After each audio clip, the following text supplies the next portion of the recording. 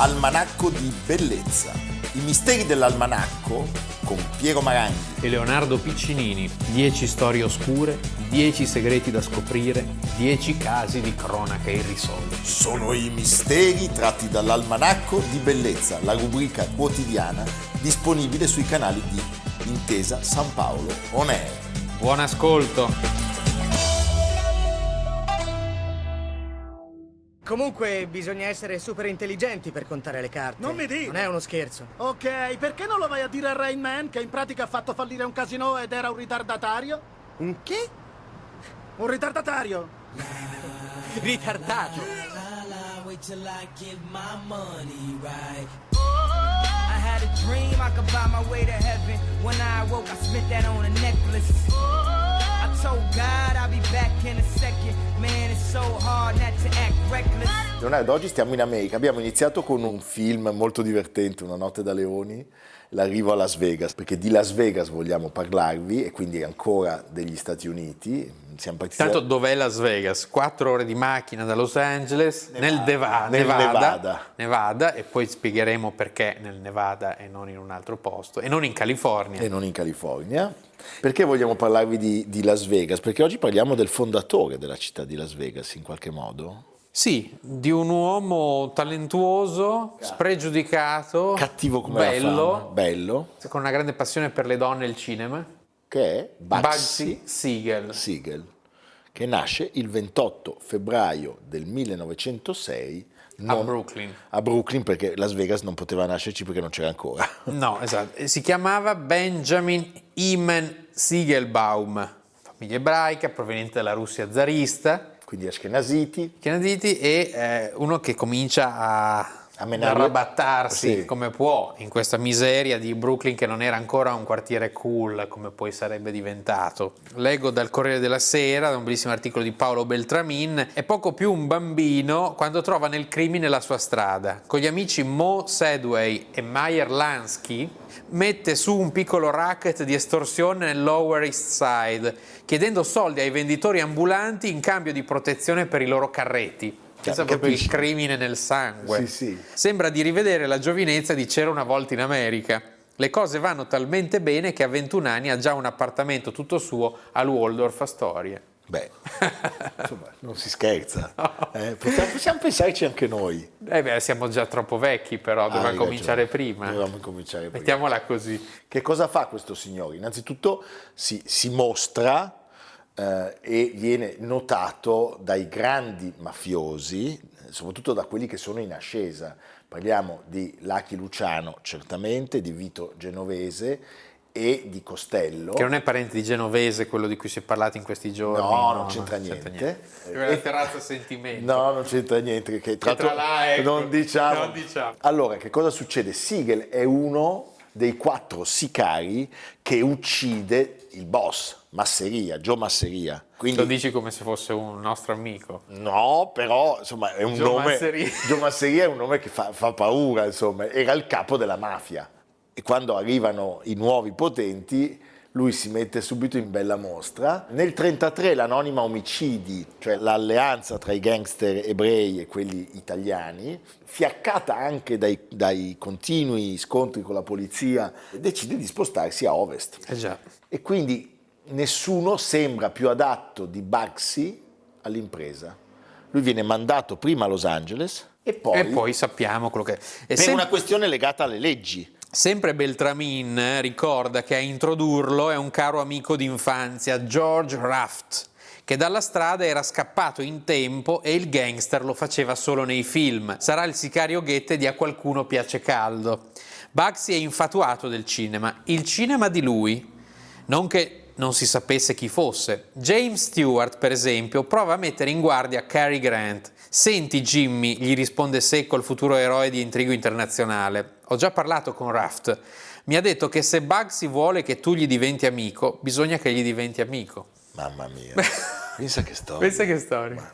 E quindi va bene, lui pianta le basi per il traffico dei narcotici con il Messico e poi soprattutto è l'uomo che vede il potenziale pazzesco del gioco d'azzardo. E in Nevada perché? Perché il divieto del gioco d'azzardo era stato abolito pochi anni prima E quindi lui va in un posto dove non c'è niente. Certo, c'è deve il attraversare deserto. la Death Valley, Zabriskie Point, e poi arrivi in questo postaccio, perché era un luogo, perché sai che questi luoghi di divertimento nascevano di solito, come si vede in tanti film storici, dove arrivava la ferrovia, Certo. dove c'erano dei lavori, questi operai avevano bisogno di divertirsi, quindi erano posti malfamati, orrendi. May I? If you want a simple yes or no, you're gonna have to finish the question. Light your cigarette. Sure. The way you were staring at me, I thought you were gonna ask me for something a little more exciting. Like what? Use your imagination. I'm using it. Let me know when you're finished. Questo era il Bugsy di Warren Beatty, Sì. che non è un gran film, Anche se vince 2 Oscar, ma è un film modesto. è un film modesto e troppo sopra le righe, nonostante un cast di qualità, perché ricordiamo Ben Kingsley che fa Lansky, Harvey Keitel, musica di Morricone. E ricordiamo che Warren Beatty era stato straordinariamente invece convincente in Bonnie e Clyde. Sì. Con E anche Faye Dunaway. convincente nel film con la sua futura promessa sposa, Annette Bening. Annette Bening, che conosce proprio il film, che fa la protagonista femminile. E tra l'altro ricordiamo, e sempre Beltramin ricorda, che lui fu arrestato nel 1941 per l'omicidio avvenuto 2 anni prima dell'ex sodale Big Greenie Greenberg, e per lui si risolve in poco più che una scocciatura. In carcere Bugsy ha a disposizione uno chef personale, alcolici, visite femminili, telefonate illimitate. Poi le cose si sistemano da sole. 2 testimoni spariscono e con loro le accuse. Considerato dalla polizia responsabile di decine di omicidi, in tutta la vita Siegel verrà condannato solo per 2 offese minori, entrambe liquidate con una multa. Tra l'altro, come succede tutto questo? Cioè, Come Al come Capone. nasce? Sì. E entrambi muoiono giovani. Entrambi muoiono giovani. E come nasce tutto questo? Bugsy viene a sapere che c'è un imprenditore che ha un progetto per un casino, ma non ha. Money! Esatto. E quindi lui con l'anonima omicidio invece Ne ha i tanti. piccioli non gli I mancano. piccioli non gli Li mette a disposizione, viene costruito il casino, campi da golf, campi da E tennis. il Flamingo. Il Flamingo. E perché il Flamingo? Perché lui amava soprannominare così chi? Ah, la sua La femme appunto, fatale. la femme fatale, sì. Virginia Hill. E chi era questa Virginia Hill, che è Annette Bening nel film? Non è la moglie di Bugsy, ma è la donna che ne ha segnato il destino. Perché? Perché a un certo punto si viene a scoprire che lei gli fregava i soldi. Ah, È una storia pazzesca. tipo Margot, insomma. Una storia... Sì, perché sostanzialmente, allora, l'inaugurazione, la notte di Natale del 46, è un disastro. Non ci va nessuno.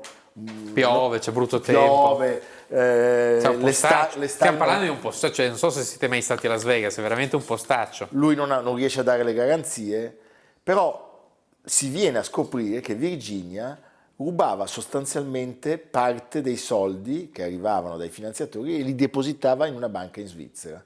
Il 20 giugno del 1947 lui viene colpito da una pallottola di un sicario che gli trapassa il cranio fino all'occhio, uccidendolo sul colpo. Per ricordare un'altra citazione straordinaria di un film che tutti noi amiamo incondizionatamente, Bugsy Siegel è Moe Green, con l'occhiale del Padrino, con l'occhiale che insulta il fratello Fredo e viene ucciso mentre gli stanno facendo il massaggio. È vero. E viene colpito nell'occhio. Pazzesca. Quando c'è la scena del battesimo.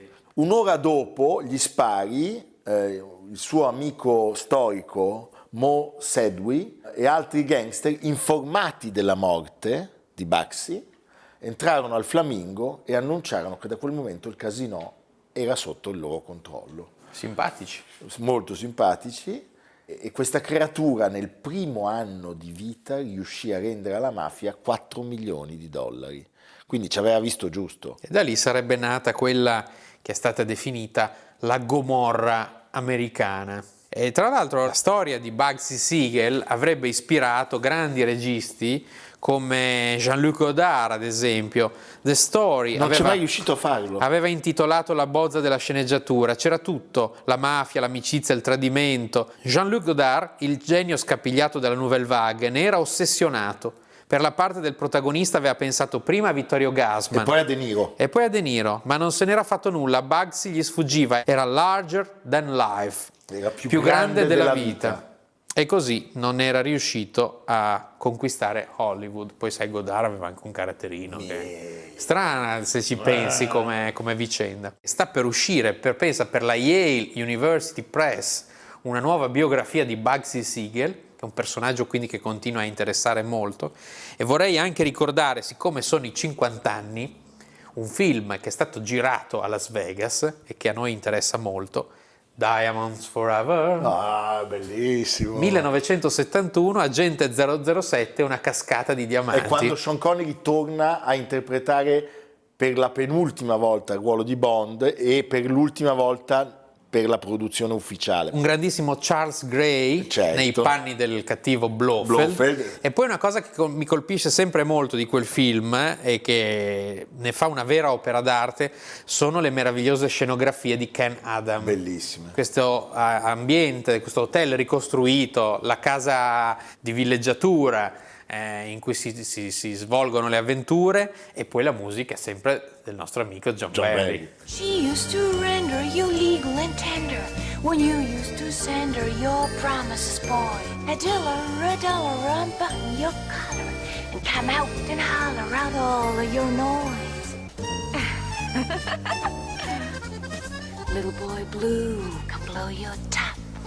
Cut her right down to the quick. Don't sit home and cry on the 4th of July around you hitting the bricks. Abracadabra, no, she's disappeared. Everything's gonna dry. So wash your behavior and rattle your cage with a bottle of bourbon. Goodbye.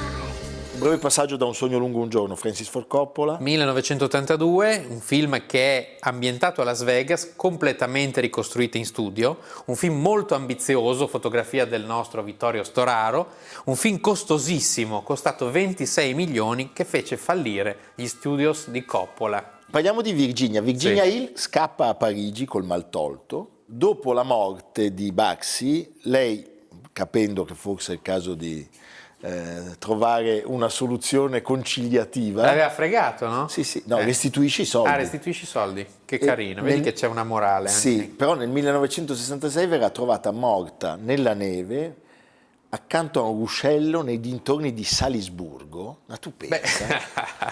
Secondo me si era nascosta nel posto più improbabile, ma anche lì. Il cappotto ordinatamente piegato, un biglietto in cui si descriveva stanca di vite. E c'era von Karajan anche. No, non c'era Karajan. Però se pensi è un po' il percorso inverso di Da Ponte. Cioè lei dagli Stati Uniti è finita a Salisburgo. Senti Leonardo, allora Bugsy Siegel nasce il 28 febbraio. Muore a 41 anni, sto povero Cristo. Con queste giacche, questa eleganza strana. Tutte le puntate di Almanacco di Bellezza sono disponibili in podcast su Spotify, Apple Podcast, Google Podcast di Intesa San Paolo On Air. Vi aspettiamo all'Almanacco di Bellezza!